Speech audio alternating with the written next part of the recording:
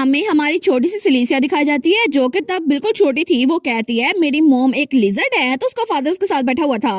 वो कहता है नहीं नहीं लिजर्ड नहीं, वो एक ड्रैगन है। यहाँ देखो ना इस पिक्चर की तरफ, क्या वो कूल नहीं है? तो हमारी सिलीसिया कहती है वो तो डैड से ज्यादा स्ट्रोंगर लग रही है।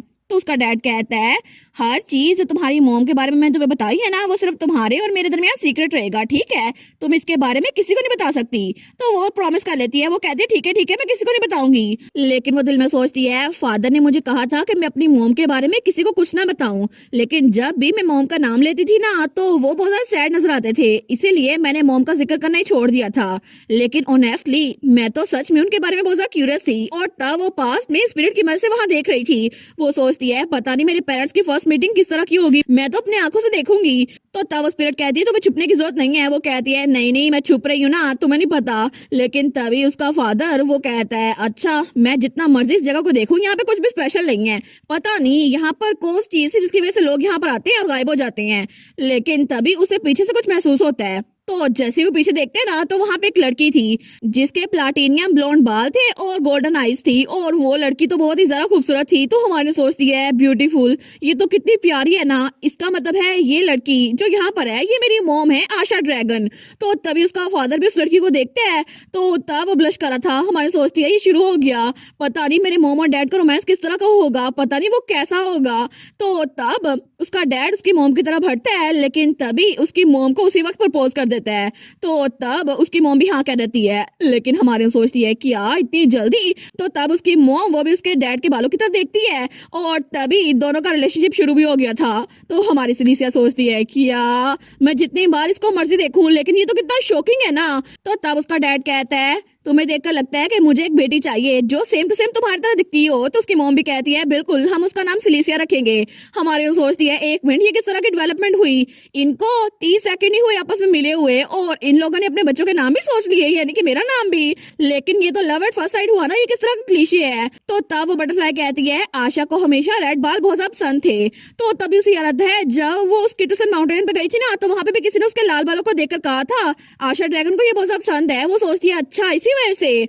लेकिन तब वहां पर उसके मॉम और डैड तो बिजी हो चुके थे, तो तब वो दूसरी तरफ देखने लग जाती है। वो कहती है मुझे नहीं देखना ये सब कुछ। तो वो बटरफ्लाई कहती है तो फिर मैं इस व्यू पॉइंट को थोड़ा सा फॉरवर्ड ना कर दूं? वो कहती है ठीक है। लेकिन तब वहां पर कुछ हफ्तों बाद का सीन था जहाँ पे उसके मॉम और डैड आग के पास बैठे हुए थे। तो तभी उसका डैड वो कहता है टाड़ा, और अपनी पावर यूज करके उसकी मॉम को कुछ दिखाता है। तो उसकी मॉम कहती है वाह ये तो बड़ा अमेजिंग है, और तब फिर से वो बिजी हो चुके थे। तो हमारी उन कहती है थोड़ा सा फॉरवर्ड कर दो ना, मुझे नहीं देखना ये सब कुछ।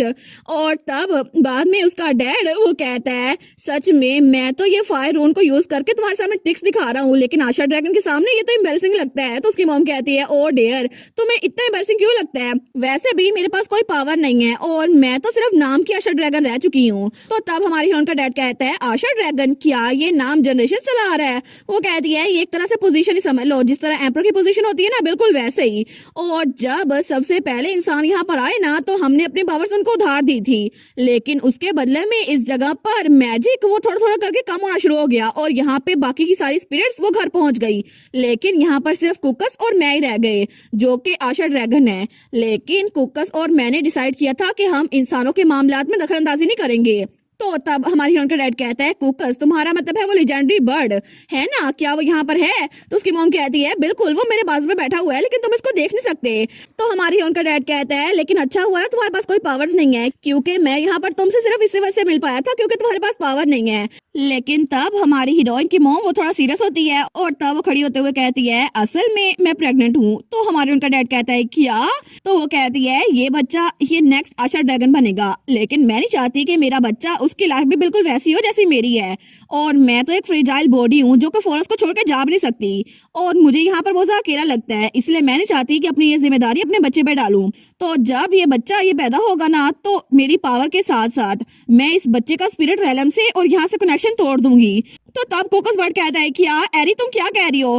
तो तब हमारी हीरोइन का डैड भी कहता है एक मिनट रुको एरी। तो उसकी मॉम कहती है वेल सारी की सारी ड्यूटीज और रिस्पॉन्सिबिलिटीज वो सारी खत्म हो जाएंगी आशा ड्रैगन की, तो ये बच्चा ये एक आम इंसान की तरह जिंदा रह सकता है ना, और जी सकता है। तो हमारी हीरोइन का डैड आइजक कहता है एरी इसका क्या मतलब हुआ? इससे फर्क नहीं पड़ता, लेकिन फर्क इससे पड़ता है कि अगर ये बच्चा ये पैदा हुआ तो फिर तुम।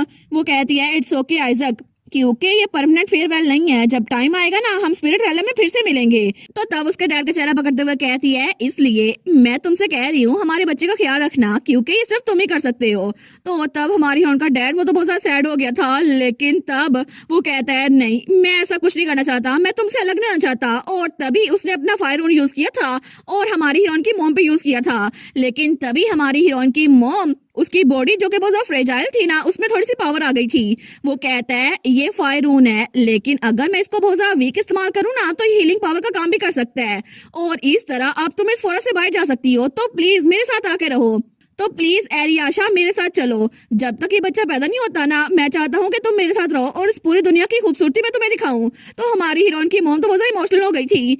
तो तब वो कहती है, लेकिन आइजक तुम्हें पता है ना आजकल जंग के हालात चल रहे हैं, और अगर तुम जो के कमांडर हो यहाँ से गए तो तुम्हारे लिए बहुत ज्यादा मुश्किल हो जाएगी। तो हमारी हीरोइन का डैड वो अपने घोड़े पे जाते हुए कहता है, इससे फर्क नहीं पड़ता, मैं यहाँ पर सिर्फ तुम्हारे साथ रहना चाहता हूँ, सबसे इम्पोर्टेंट तुम हो। और अभी मैं जाकर हिज हाइनेस क्राउन प्रिंस को इत्तला दे देता हूँ, क्योंकि मैं अब सिर्फ तुम्हारे साथ रहना चाहता हूँ। तो प्लीज मेरा इंतजार करो एरी, मैं थोड़ी देर में वापस आता हूँ। तो तब वो चला गया था, लेकिन हमारी हीरोइन की मॉम कहती है, तुम बेवकूफ। तो हमारी हीरोइन सोचती है, मुझे पता था कि मेरे पैदा होते ही मेरी मॉम गुजर गई, लेकिन मैंने कभी भी इस तरह की स्टोरी नहीं सुनी थी। तो इसका मतलब है मेरी मॉम ने मेरी खातिर अपनी जान उसको कुर्बान कर दिया। लेकिन तब वो बटरफ्लाई कहती है, क्या तुमने ये देख लिया अपनी मॉम को? तो हमारी कहती है, हाँ थैंक यू, तुम्हारी वजह से मैं अपनी मॉम को देख पाई। लेकिन तभी उसकी मॉम कहती है, सिलीसिया। तो हमारी कहती है, क्या? वो कहती है, मोम आप मुझे देख सकती हैं। तो उसकी मॉम उसके पास आते हुए कहती है, बिल्कुल, आशा ड्रैगन्स वो तो टाइम और स्पेस में थोड़ा सा चेंजेस कर सकती हैं, लेकिन इसका मतलब है कि इस फॉरेस्ट की स्पिरिट तुम्हें मेरे पास लेकर आई और इस तरह मैं तुम्हें देख पा रही हूँ। और तब अपनी बेटी के चेहरे पे हाथ रखते हुए कहती है, तुम तो बहुत ज्यादा वंडरफुली ग्रो हुई हो मेरी प्यारी बच्ची। और तब उसकी मॉम वहां से गायब हो रही थी। वो जाते हुए कहती है, याद रखना कि इस फेट के शक्ल सिर्फ तुम ही तोड़ सकती हो। तो हमान कहती है, क्या? कोकस भी हमेशा मुझे यही बताता रहता है, लेकिन मुझे खुद नहीं पता कि फेट ऑफ शक्ल्स होते क्या है। तो उसकी मॉम कहती है, बस उस इंसान को बचाना जिससे तुम प्यार करती हो, जैसा मैं कह रही हूँ ना वैसा करो मेरी प्यारी बच्ची। लेकिन तभी उसकी मॉम वहां से गायब हो रही थी, या फिर हमारी हीरोइन वो प्रेजेंट में आ चुकी थी। लेकिन तभी वो बटरफ्लाई वो भी वहां से गायब हो रही थी। वो कहती है, मुझे लगता है मेरा मैजिक इतनी हेल्प कर सकता है। तो ये बहुत ज्यादा मजेदार था। तो अब मुझे यहाँ से जाना होगा, तुमसे मिलकर बहुत ज्यादा अच्छा लगा। तो वो बटरफ्लाई भी वहां से बिल्कुल गायब हो चुकी थी। तो हमारी वहां पे अकेली रह गई थी। तो तभी उसकी आंखों में आंसू आ रहे थे। वो सोचती है, मेरी आंखों में पता नहीं क्यों आंसू आ रहे हैं। सब लोग वही करते हैं जो वो करना चाहते हैं। और इसके अलावा मेरी मॉम ने कहा जिससे मैं प्यार करती हूँ, लेकिन आखिर मेरी मॉम वो बात किसकी कर रही थी? और वहां पर तो सिर्फ दो लोग थे, जो कि एम्पर था और हमारा यूजीन था। तो सिलीसिया वो सोचती है, मेरी मॉम वो थी आशा ड्रैगन, लेकिन उन्होंने अपना रोल वो मुझे असाइन नहीं किया, बल्कि उन्होंने इस बात को चूज किया कि मैं एक आम इंसान की तरह जिंदा रहूं। और इसीलिए मेरी मॉम उन्होंने अपनी लाइफ की कुर्बानी दे दी। और उन्होंने कहा था, जब ये बच्चा पैदा होगा ना तो मैं अपनी सारी की सारी पावर उसका इस्तेमाल करके इस बॉन्ड को तोड़ दूंगी, जिसकी वजह से ये बच्चा कहीं भी जा सकता है। तो तब वो सोचती है, मैं अपनी मॉम से इसके अलावा कुछ नहीं पूछ पाई, लेकिन अब मैं बाहर जा रही हूँ मॉम, और मुझे अभी नहीं पता कि आपका क्या मतलब था, लेकिन आपने जो मुझे लाइफ दी है ना, मैं प्रॉमिस करती हूँ इसको वेस्ट नहीं करूंगी। और तब वो स्माइल कर रही थी। लेकिन थोड़ी देर बाद जब वो महल में वापस पहुंची थी ना, तो बटलर कहता है, ओ नो माय लेडी, मुझे लगा था कि आप मिसिंग हो चुकी हैं। तो वो तो बिल्कुल नीचे गिर के रोई जा रहा था। तो एम्पर कहता है, राइट वेलफर्ड, तुम्हें पता नहीं है ना, ये तो अक्सर किसी की बातें सुनती है और ऐसे ही गायब हो जाती है, लेकिन तुम्हें एडजस्ट होने में थोड़ा टाइम लगेगा। तो हमारी कहती है, अच्छा, लेकिन मोर इम्पोर्टेंटली आखिर यूजीन यहाँ पर क्या कर रहा है? तो यूजीन वहां बैठा चाय पी रहा था। तो एम्पर वो स्माइल करता है और कहता है, सिलीसिया, क्या तुमने स्पेयर टूर्नामेंट के बारे में सुना है? तो हमारी कहती है, क्या अचानक से? हाँ, बटलर विल्फर्ड ने मुझे इसके बारे में बताया था।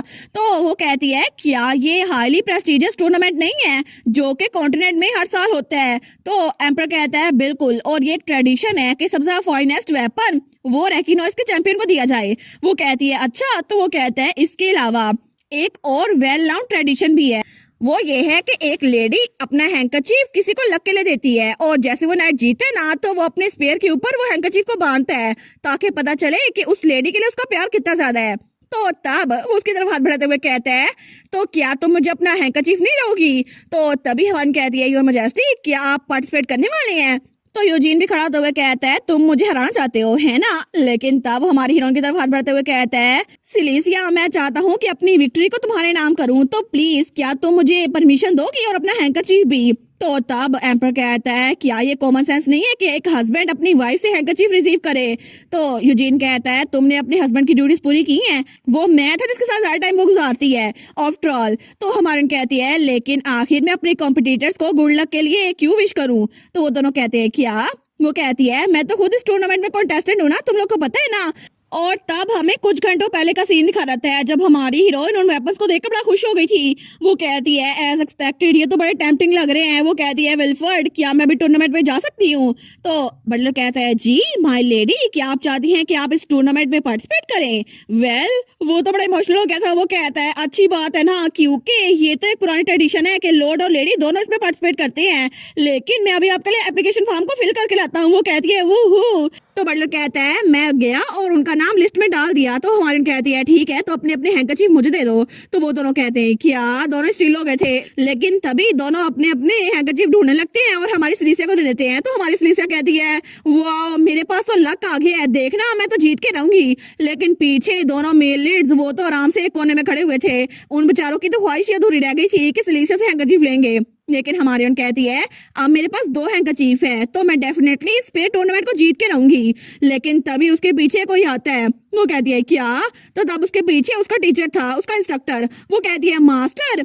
तो तब वो कहता है बहुत दिनों बाद मिले योर मैजेस्टी एम्प्रेस, और मैंने सारे के सारे क्रिमिनल्स को कैपिटल भेज दिया है और उसके बाद मैं वापस हिज एक्सलेंसी के पास आ गया। तो हमान कहती है हाँ ठीक है, लेकिन वो कहता है आप स्पेयर टूर्नामेंट में पार्टिसिपेट कर रही हैं, सच में आप तो एम्प्रेस बनने के काबिल हैं, आपने अपने मार्शल आर्ट को बिल्कुल ही छोड़ा, मैं तो सच में मूव्ड हो गया। तो तब वो चिल्ला कहता है योर मैजेस्टी एम्प्रेस आप तो एम्पायर के मास्टर हैं, आखिर आप अपनी चैंपियन थ्रोन को किसी और को कैसे दे सकती हैं। तो एम्पर कहता है लेकिन इंचार्ज तो मैं हूं ना। वो कहता है नहीं आपको ट्रेनिंग करनी होगी विक्ट्री के लिए। तो हमारी सिलीसिया कहती है एक मिनट रुको सही, मुझे नहीं लगता कि मुझे किसी ट्रेनिंग की जरूरत है, वैसे भी तुमने मुझे जो स्ट्रॉन्ग पावर की टेक्निक सिखाई थी ना, अगर मैं उसको यूज करूँ तो जीतना आसान हो जाएगा। वो उसके कंधे पे रखते हुए कहता है योर मैजेस्टी आखिर आप बिना ट्रेनिंग के कैसे पार्टिसिपेट कर सकती हैं, आपको पता है ना कि आपको अपनी पावर को इनहेंस करना होगा, आखिर आप इतने चीप ट्रिक्स कैसे यूज कर सकती हैं। तो तब उसको धकेल कर लेके जाता। वो कहता ट्रस्ट करे मुझ पे योर मैजेस्टी, मैं आपको स्ट्रॉन्ग बना के रहूंगा। वो कहती है नहीं रुक जाओ। लेकिन पीछे एम्परर और हमारे यूजीन रह गए थे। तो यूजीन कहता है क्या तुम उनको रोकने नहीं वाले। तो हमारा एम्पर ब्लश करते हुए कहता है आखिर मैं उनको क्यों रोकूं, वैसे भी मुझे लगता है कि मैं उसको देखने के लिए बेताब हूँ और ऐसा लगता है कि मुझे स्ट्रॉन्ग लड़कियां बहुत पसंद है। तो यूजीन बेचारा वो कुछ बोल नहीं पाता उसकी प्रेफरेंस सुनकर। लेकिन तब हमें एम्पीरियल पैलेस दिखा जाता है और वहां पर हमारी हीरोइन का डैड और मिरी वहां से जा रहे थे, लेकिन एम्पर उसके सामने तो सारे सर्वेंट्स वो उसको ग्रीट कर रहे थे। और तब हमें बताया जाता है कि मुख्तलिफ औकात में आज़क मैजरिन जो कि एम्पर का स्टैंड इन बना हुआ था, इस वक्त वो फुली अपने रोल में सेटल हो चुका था। लेकिन तब वो कहता है वेल ये तो बिल्कुल नेचुरल लग रहा है ना। तो मेरी कहता है जी बिल्कुल। तो वो कहता है अगर मैं अपनी पोज को एक्सचेंज करूँ तो जरा एम्पर लगूंगा ना। वो कहता है जी ऐसे करे। लेकिन तब आज़क कहता है मेरा गला दर्द करने लग गया है, आखिर कितनी ड्यूटीज बची हुई है आज के लिए। तो मेरी कहता है वेल सिर्फ एक ही बची है, लॉर्ड होमार र्यूकन। तो वो कहता है क्या होमार र्यूकन। तो मेरी कहता है जी बिल्कुल वो आपसे मिलना चाहते हैं। तो तभी दूसरी तरफ हमें होमार र्यूकन दिखा जाता है, हमारी यूजीन का गॉडफादर जो कि वहाँ चाय पी रहा था। लेकिन तभी आइजक दरवाजा खोलता और कहता है होमार र्यूकन। तो मेरी छुप के वहाँ उनको देख रहा था। तो तब आइजक वहां जाके बैठता है और कहता है मुझे लगता है कि तुम में कॉमन सेंस की कमी है, आखिर तुम एम्पीरियल पैलेस में क्या करने आ सकते हो। वो कहता है तुम्हारा क्या मतलब है, मुझे नहीं लगता कि मुझ में कॉमन सेंस की कमी है, वैसे भी मैं एक मर्चेंट हूँ जिसने यूजीन विनन में इन्वेस्ट किया है और करंटली मैं तो ऑफिशियली अप्रूव किया गया हूँ एम्पीरियल फैमिली के जरिए।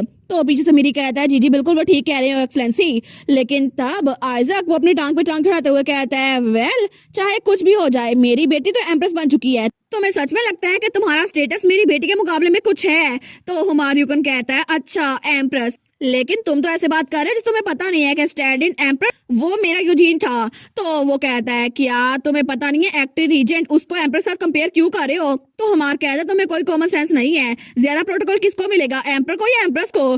तो पीछे मेरी और दूसरी गार्ड खड़ी हुई थी। दोनों सोचते हैं ये लोग तो बिल्कुल देसी माओ की तरह लड़ी जा रहे हैं, लेकिन इन दोनों को ऐसे बात करने की जरूरत नहीं है। तो हमार यूकन वो कहते हैं अच्छा तो मेरे पास आखिरी वजह ये भी है, और उसके सामने वो बैच करते हुए कहता है ये देखो ना तुम्हें इसके बारे में क्या लगता है, ये बैज मुझे रिसेंटली मिला है और मुझे पता चला है कि ये किसी क्लब का ऑफिशियल बैज है। और तुम्हें पता है उस क्लब को किसने बनाया था? तुम्हारी बेटी ने खुद बनाया था। तो आइजक कहता है क्या? वो सोचता है आखिर मेरी बेटी सलीसिया वो ऐसा क्यों करेगी। लेकिन तब हमार इकन तो बड़ा खुश हो गया था। वो सोचता है मिस्टर यूजीन, मैं तो आप पे बहुत ज्यादा प्राउड हूँ। और इस तरह आइजक और हमार की बैटल ऑफ द फादर्स, उसमें आइजक के पॉइंट थे 3, जो कि वो 2 जीत चुका था और 1 हार चुका था। और हमार वो इस बार जीता था तो वो बड़ा ही खुश था।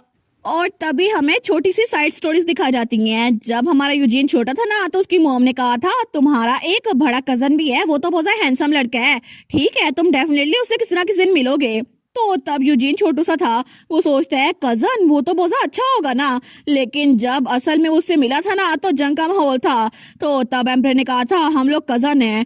लेकिन उसके बाद उसने उसके पाँव पे चोट का निशान छोड़ दिया था। तो यूजीन तो बड़ा डरा हुआ बैठा था। वो सोचता है कजन तो सबसे ज्यादा बुरे होते हैं, मुझे सच में कजन से नफरत है। लेकिन दूसरी तरफ हमें यान फाजा का सीन दिखा रहता है। जब एम्पर छोटा था ना तो उसकी मॉम ने कहा था मेरी छोटी बहन उसका बेटा होने वाला है, लेकिन वो तुम्हारा छोटा सा कजन होगा, ठीक है जब तुम उससे मिलो ना तो उसका ख्याल रखना। और असल में जब वो उससे जंग में मिला था ना तो वो सोचता है अच्छा तो ये बच्चा मेरा कजन है, लेकिन मॉम ने कहा था इसका ख्याल रखना है, तो मैं इसको मारूंगा नहीं, बस थोड़ा सा डरा देता हूँ।